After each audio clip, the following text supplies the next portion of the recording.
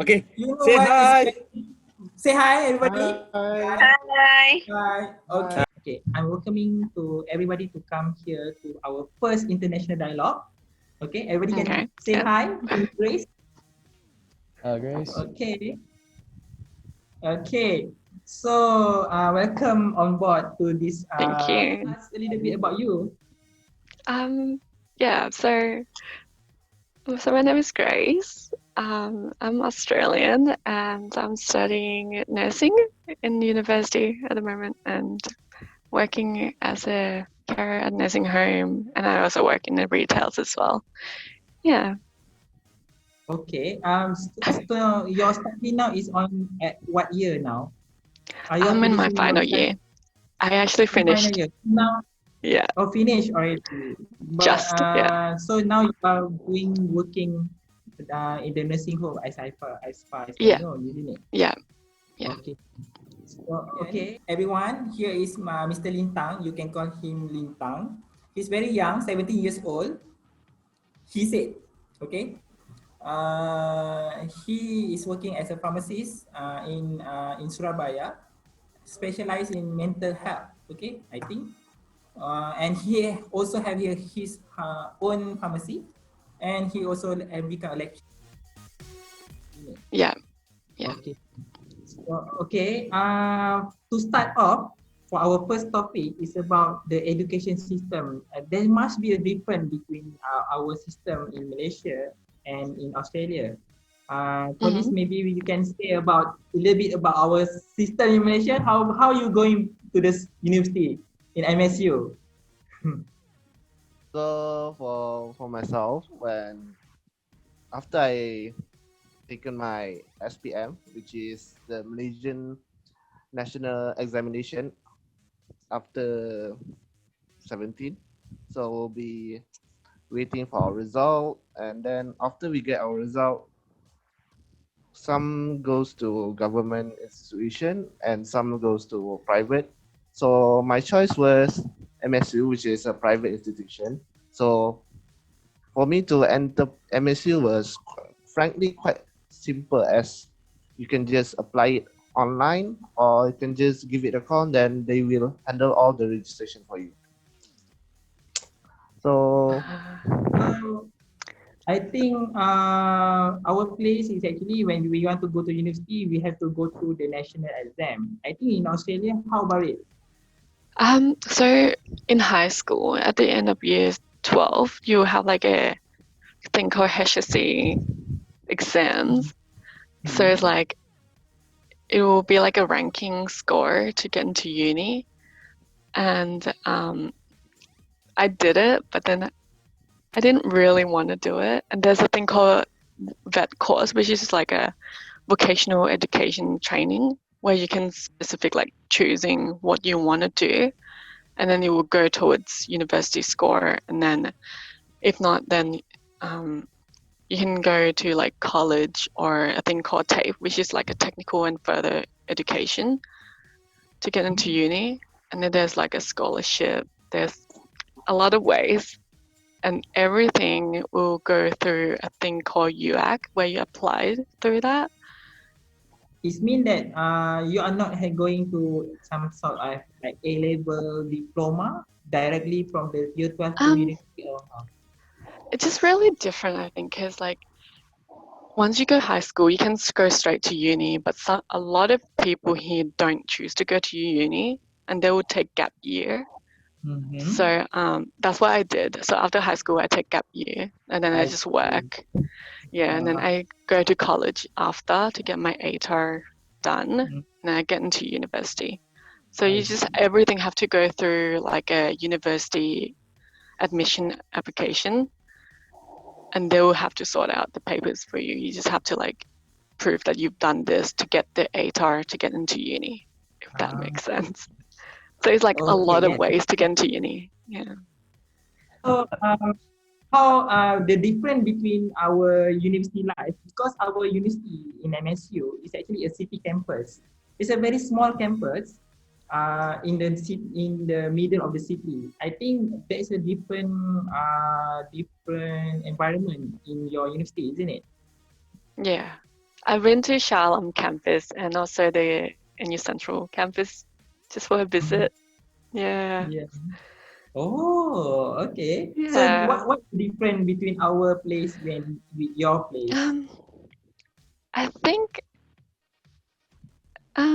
environmental wise it's really different and a lot of culture difference as well. So I was surprised that especially like toilets. I didn't Oh, know the different genders on the different floors. whoa. Okay. I took that by surprise, but yeah, and a lot of students actually like, I don't know, difference to like social life wise. Yeah, because like my college always have like things going on even on the weekends. I see. The activity, a Yeah, lot of activity in the yeah, in the yeah. university. Why you Yeah. choose pharmacy? Why I choose pharmacy ya? Because maybe dulu itu waktu saya kecil, when I'm a child, saya melihat TV kalau kuliah itu, waktu kita kuliah itu banyak ceweknya. Oh, jadinya saya Okay, banyak what farmasi itu banyak university? ceweknya itu. Tapi ternyata waktu masuk farmasi What ternyata ceweknya pakai jas lab semua ya. Tidak pernah dandan seperti di TV-TV ya, berbeda itu ya. Okay, Kamu what mungkin salah fakulti. why he want to become a pharmacist? Because when he young, he look at the TV, he look like a lot of beautiful girl wearing lab coat in the pharmacy faculty. Ya. Good. Okay, so Yeah. both of us, both our guests is actually in the healthcare. So what is the you love about our your passion about your work? Why Grace do you love about nursing jobs? Actually? I originally like servicing, so I'm just trying to like find myself. Why do I want nursing so badly? Then I learned that it's more like a passion where you want to just transfer all your like passion to like other future nurses and also wanting to care for someone. And I think I'm just nice, you know. Kita saat terjun kita di farmasi, kita ternyata paham bahwa farmasi itu lebih pintar daripada dokter. Ya, kenapa? Why? Because I think bila dokter itu hanya mengetahui penyakit saja, farmasi tuntutannya adalah kita mengetahui penyakit, obatnya, hingga nanti obatnya tadi diekskresikan. Kita harus paham tadi. Jadinya kenapa akhirnya itu farmasi itu mengetahui penyakit, obatnya, hingga nanti obatnya tadi diekskresikan. Kita harus paham tadi. Jadinya kenapa akhirnya itu farmasi itu dari diagnosa kita sebenarnya tahu obatnya apa. Kita lebih paham obatnya apa. Jadi memang kita punya ilmunya apa, tetapi memang itu adalah di ranah yang berbeda. Kita harus punya sebagai tim ya, tim dari klinis, bahwa dari job diagnosa dari dokternya, pada expert obatnya adalah di farmasinya. Nah, jadi itu memang yang paling utamanya kenapa kamu memilih belajar di UNER, di Universitas Airlangga? Dekat. Oh, cuma dekat toh. Iya. Okay. So, if I'm not mistaken, Mr. Lintang and Grace, your campus is actually like large campus, isn't it? Very large. It's very nice. Compared to our campus, it's actually very small. It's a city campus. Jadi that's why there is a different experience between both of us. Okay, for the second part, we are talking about how the system of the government. So a little bit about our government is actually have king. Okay, we have king, and every state or every district in Malaysia have their own king. unless except a few nations that don't have king. So our government is actually run by the prime minister that been chosen by the people every 5 years. So maybe Natia and Jaya want to ask a little bit about Australia system, maybe perhaps. How does Australia run the government and who will be the in charge? Since we have like different states, I don't know who's the main person at the moment, but Okay. for the whole Australia is Scott Morrison, which is Uh-huh. our prime minister at the moment. Yeah, because we're like member of the Commonwealth. We're governed by like a federal and government and the state territory government, and yeah, we just consist of like Liberal and Labor parties, which is like yeah, I don't know anything about politics. So basically, there's only two party in the Australia. main ones. Yeah, and there will be like a sub government underneath them as well.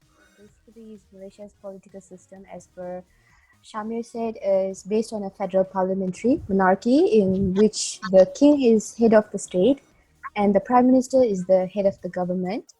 So the executive authority is held by the central government and by the 13 state governments. The federal parliament and the 13 state legislatures have federal legislative powers. And the judiciary is independent of the executive and the legislature, while the executive has a certain degree of control over the appointment of judges to the court.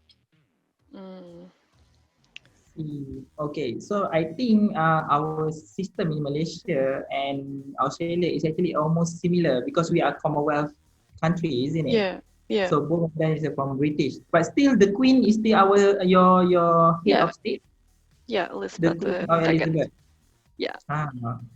So that is a difference between our system in Malaysia and Australia, which is Australia still governed by the head of the state is still the Queen or Elizabeth, whereas our Malaysia have our own kings. So it's a monarchy and parliamentary system. So the government will be run by the prime minister, but the head of the state will be the king, the agong that will become the leader of the state. I see. Okay. Something like that. So how Yeah. does the Indonesian government runs?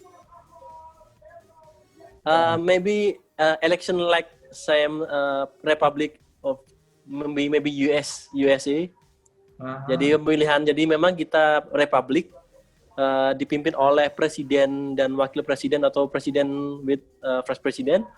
Nah, pemilihannya menggunakan pemilu. Jadi pemilihan Election. jujur. Nah, election lah.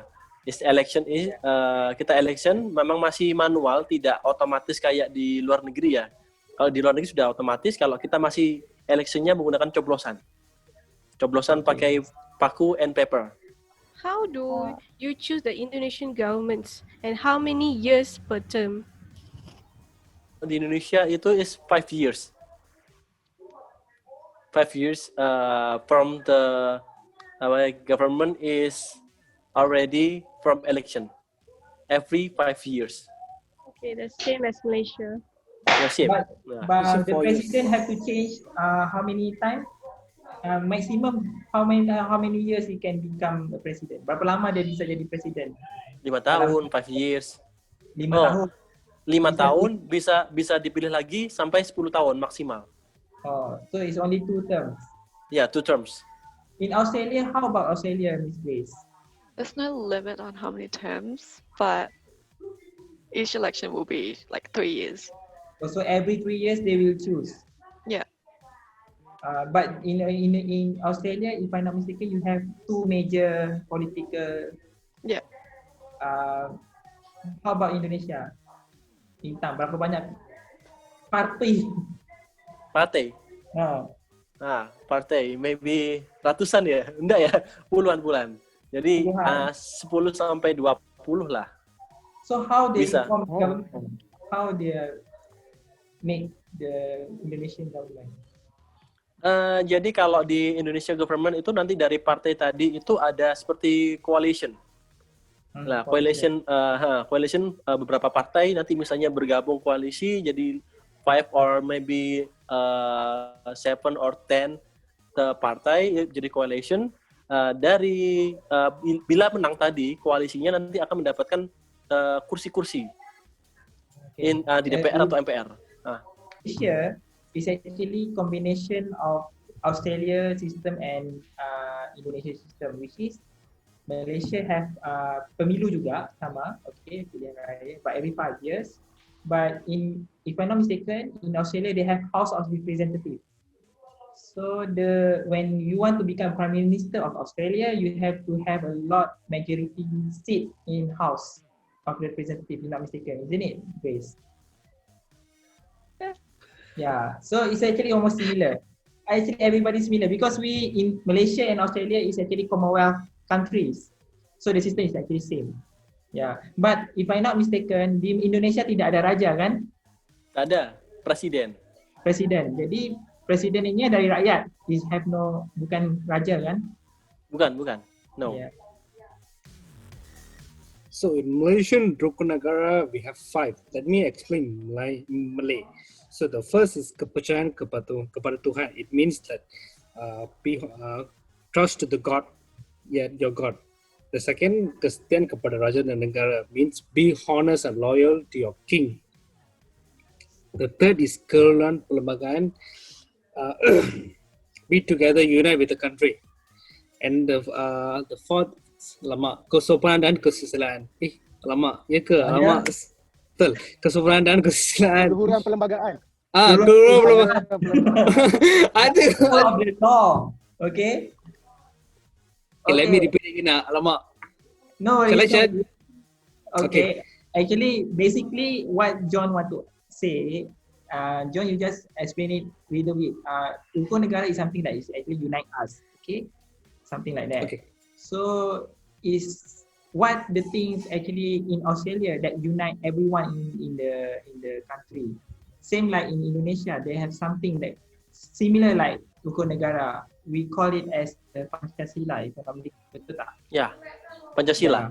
So maybe Grace, in Australia they have something that they're like ruling by the government, something that make sure everyone having the same equal part in the nation, or what? How? We probably have something like Australia Day to celebrate. Yeah, which is like in January. People just come together and we also celebrate like other cultures stuff as well. So everyone interested in like other culture and learn about them. So yeah. Okay. So those kind of bring Lintang, us together as well. I see. Lintang macam mana? Kalau di sana kita bangsa Indonesia disatukan dengan Pancasila, betul? Betul. Jadi peranan Pancasila itu mana? Jadi kalau di Indonesia itu Pancasila maybe like Malaysia ya, have a 5 basic Rukun Negara. from the Rukun Negara. Basic from United.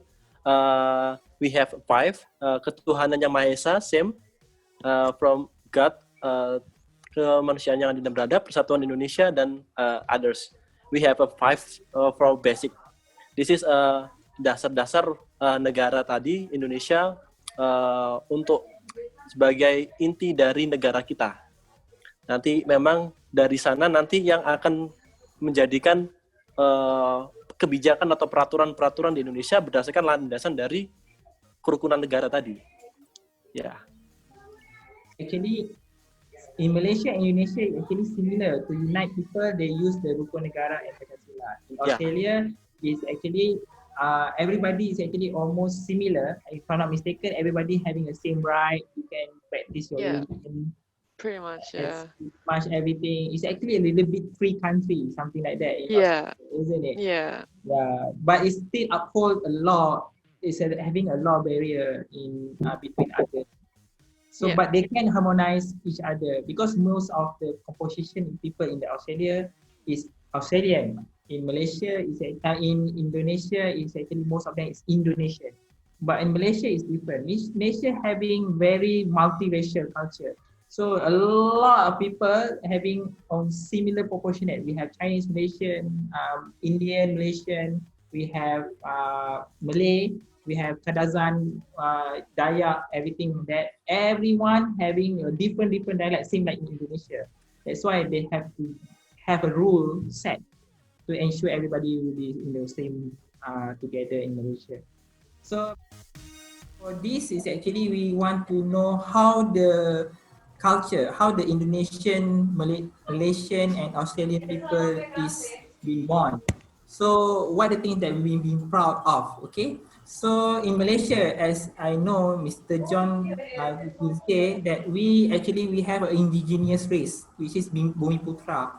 But we are actually a country that is multicultural. So we have Chinese, we have Indian, we have others nation, we have Asuka like multiracial generation. Okay. Also like Miss Grace, Thailand born, live in Australia. Okay. Yeah. Hi, Grace. Okay, Grace, I just want to ask you that what is the main race and religion in Australia? Does other race have equal rights with indigenous race? So we don't actually have like a specific religion in Australia, just because we're so diverse and a lot of people around the world actually living in Australia and stuff. So we don't focus on one, but also we have the Aboriginal and Torres Strait Islanders, which is the Aboriginal for us. Yeah.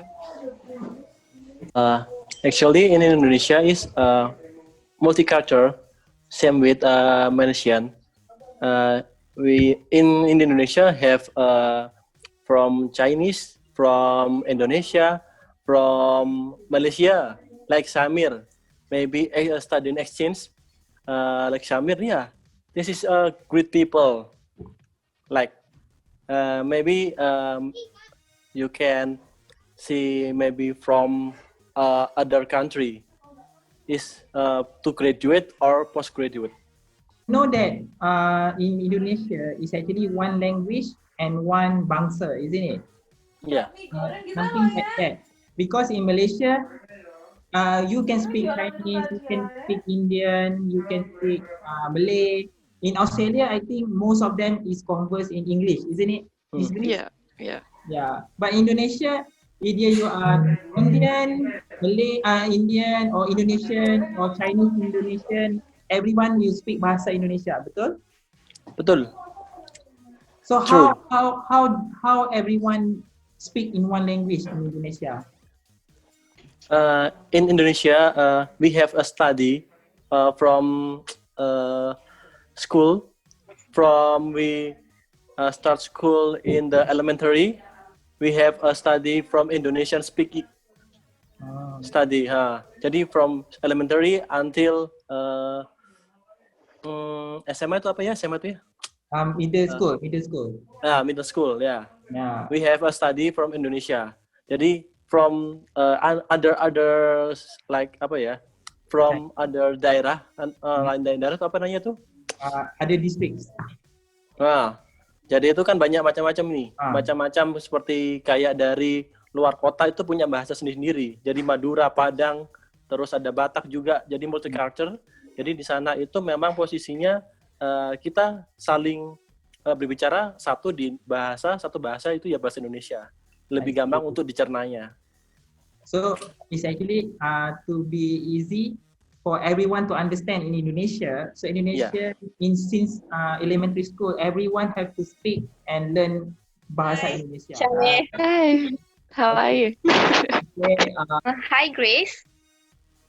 Okay, I would like to ask, what is Australian most proud of as their identity? I think freedom. Pardon? Freedom. So like job security, economics, education, and healthcare system. I think we're really like firm on those areas. So yeah, and sports like AFL, NRL, crickets and stuff. So yeah. Okay. Kalau di Indonesia gimana Bintang? Apa yang paling dibanggakan orang Indonesia? Paling dibanggakan di Indonesia is a food. Yeah. Food. Yeah. Okay. What is the Food and why food? Because Yeah. Malaysia also have food. In Australia also have food. Indonesia have two favorite is culture and two is food. This is a very maybe and the others culture have a different taste. How Nah, about you mean the food is what kind of food? Seperti apa ya? Di Indonesia itu banyak macam-macam makanan khas. Apa ya? Makanan khas dari Indonesia itu punyai rasa yang berbeda itu. Itu biasanya orang-orang luar juga banyak yang tertarik. Seperti mungkin Syamir itu sudah merasakan makanan Indonesia itu. You know what? Every time in the Instagram post, he will put he's eating something. He will tag me. I am eating this. You know what? I know that in Australia, so proud with the rugby, isn't it? In the rugby culture, and also football, if I'm not mistaken. So in Australia, maybe they have special food that is very Australian. Australia, yeah. Yeah. That's the difficult part. Maybe like meat pie or like lamington, if you heard of those. Can you explain more about that? Okay, Yeah. so lamington is like a sponge cake dipped in chocolate and coconut. Oh, Okay. If that makes sense. it's good.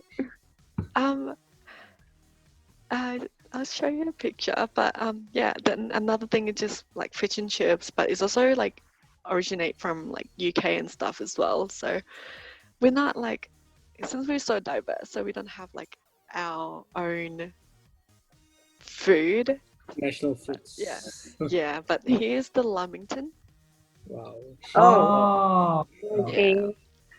kayak kue apa bingka ya di Bintang. Ya, Mika. Our Prime Minister give the short-term economic recovery plan to alleviate the effect of the pandemic. One of them is a wage subsidy program to be extended for another 3 months. And I want to ask you, Grace, how your country handle this pandemic? Beside on the to help the citizens.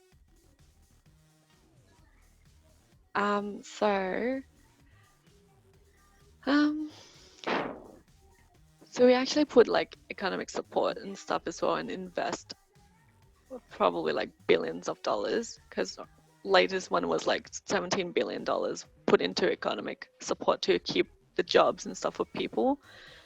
And there's like a health packages and stuff to support everyone, including the international residents and stuff as well. And then like in Medicare, so it's like a publicly funded health insurance for all Australian. So you can actually get like a half price, pretty much like every services in healthcare for all Australian. And then the foreigner will get like their own health coverage for themselves, and then they just I don't know. Yeah. How about the active case in Australia now? At the moment, the last 24 hours we have 0, but we have 8 from overseas. I see. Yeah. And yeah, we also have like a thing called like JobKeeper. So you actually like get a support from government fortnightly. They will pay you at least like $1,000 per fortnight to support on top of your payment for your jobs and stuff as well. And then like students will get on top of that as well. Yeah, so it's pretty good. So yeah. How about the education affected during the COVID? It's okay. We just go online now, but we're going back on campus next year. But apparently I'm not going to be there anymore. But yeah, everything is a lot easier actually. Okay. Yeah. You can. So do you have like a social distancing or what? Yeah. When you apply going everywhere. out? Yeah. but we don't need mask or anything. But unless like we're in like enclosed areas, like not enough ventilated. So, Mr. Lintang, so I'd like to ask you, in what government and also in Indonesia do you, how do they actually handle the COVID so far in this case? Because right now Indonesia, I think quite a bit, they're being quite strict on the COVID cases, correct? Yeah. In Indonesia, we have mungkin saya campur bahasa Indonesia ya. Boleh. Boleh ya. Jadi nanti Asuka will translate it. Ya. Ya, jadi di Indonesia memang posisinya ada kebijakan pemerintah langsung di bidang kesehatan atau di bidang yang lainnya. Seperti kalau di bidang kesehatan, memang pada pasien-pasien dengan COVID kita full coverage. Jadi klaim for pasien COVID itu is free. And then from economic, we have two plan. Yang pertama itu terkait tentang kredit. Jadi beberapa usaha-usaha yang menggunakan kredit itu biasanya ada penangguhan untuk kreditnya tadi. Jadi seperti ada penundaan, delay from payment from credit. Yeah. And then the second is subsidi. Like apa ya? Apa sih namanya subsidi itu? Subsidi itu subsidi. Tetap sama-sama ya. Bantuan. Ya. Sama-sama. Like that lah. Pokoknya itu subsidi untuk pengusaha dan karyawan biasanya. Jadi kita ada subsidi fresh money for support untuk orang-orang di Indonesia tadi, people tadi. Ada bisa sembako, bisa juga fresh money. Itu untuk support tadi. Karena banyak memang untuk ekonomi sangat terdampak di Indonesia. Apalagi jumlah populasi yang sangat banyak di Indonesia, akhirnya banyak juga terjadi pengangguran. Istilahnya PHK. PHK itu apa ya? Apa tuh? Pemecatan, fire. Okay. So what Mr. Lintang said is actually because due to Indonesian population is very high. Okay, it's actually a lot more bigger than Australia and Malaysia. Yeah. Definitely. So now the government is actually helping the people to give a economy stimulus, something like credit relief, subsidies, maybe money, something like in Indonesia, in Australia also. I think they give like job secure, something that Grace tell just now. But it's actually macam mana di Malaysia juga, in Malaysia also same, isn't it, Fakul? Ya. Ya, betul. Jadi pendapat Mas Lintang, macam mana, apa yang kerajaan yang perlu lakukan untuk putuskan rantaian COVID-19 ni? So what the Fakul Raziz want to know from you, Lintang, bagaimana Indonesia berusaha untuk memutuskan rantaian COVID itu, kerana kan nilai pasiennya kan makin banyak kan, jadi efeknya banyak, yang mati pun banyak. Indonesia saya nggak tahu gimana dia manage gitu. Jadi jadi gini, kalau Indonesia itu memang posisinya yang pertama itu yang pasti dilakukan pemerintah adalah himbauan, information, socialization. Lah, selain itu juga memang kewajiban untuk masker, memakai masker tuh, ya. Jika tidak memakai masker juga ada denda. Mungkin sama kayak di Malaysia ya, ada denda ya? Ya, sama. We have 1,000 ringgit. In Australia, you have to wear mask when you go out. No, unless you're in like enclosed space. Enclosed space, only in enclosed space. So how the government is controlling the people for effective capacity only, but the city is still open. Yeah. It's still open. Kalau just the hours is different. From hours is different. Yeah. I see. Lintang di Indonesia masih open ya, bisnes semua? Partial. Okay. Yeah. So maksudnya lintas daerah bisa? Lintas daerah untuk beberapa yang untuk resiko tinggi, high risk, kita ada kewajiban untuk swab. Maksudnya masih bisa? Ya, jadi ada surat swab dulu sebelum pergi ke daerah tadi. I see. Nah, jadi sebelum masuk kita sudah bawa suratnya bahwa kita bersih or is negatif dari COVID, kita boleh masuk ke daerah tadi. Jadi misalnya nanti waktu balik ke daerah asal itu juga kita akhirnya harus Swab ada hasil lagi. Jadi kita berangkat swab, pulang swab. Itu kebijakannya juga. Jadi ada Biayanya beberapa. gimana? Untuk biayanya memang masih mandiri. Oh, bayar sendiri. Bayar sendiri. And speaking of working, this actually maybe goes to Mr. Lindang and Grace. But since both of you are working in a medical environment, right? Because of this COVID, is there any SOP that you guys have to follow during when you guys have to do any service in the hospitals? Maybe we can start with Grace. What do you think? What do you guys think? Like, how do you guys treat with the patients for any COVID? Since it's enclosed space, we have to like wear mask all the time, but they always recommend to take it off once every 4 hours. And we have to sign in everywhere we go as well. And we have to get like a questionnaire scan and QR code scan, and also signing in paper base as well. So, and no visitors. No visitors. Like no more than one visitors at a time. I see. And only twice a day available at the moment. Okay. Then compared to that, how is it over there with how you guys treat with the COVID so far in the hospital? Jadi di Indonesia itu memang ada penanganannya untuk medicalnya. Kita di Indonesia ada biasanya rumah sakit darurat, emergency hospital. Jadi itu rumah sakit darurat biasanya di lapangan atau like free space, the large space from hospital emergency. Jadi di sana itu khusus untuk penanganan COVID yang low risk. Low risk maksudnya itu kategorinya ringan sampai sedang.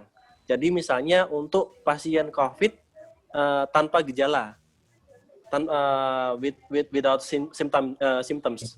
Nah, itu di emergency hospital. Untuk yang gejalanya sedang ke atas atau sedang sampai berat, misalnya ada keluhan sesak dan lain-lain, baru itu ada dirujuknya di rumah sakit umum, rumah sakit besar. Tuh, jadi misalnya kalau menengah ke bawah atau misalnya gejalanya ringan, bisa isolationnya di home, di rumah, atau bisa juga di rumah sakit emergency tadi untuk ringan sedang. Jadi misalnya hanya batuk pilek itu bisa di rumah sakit atau di rumah.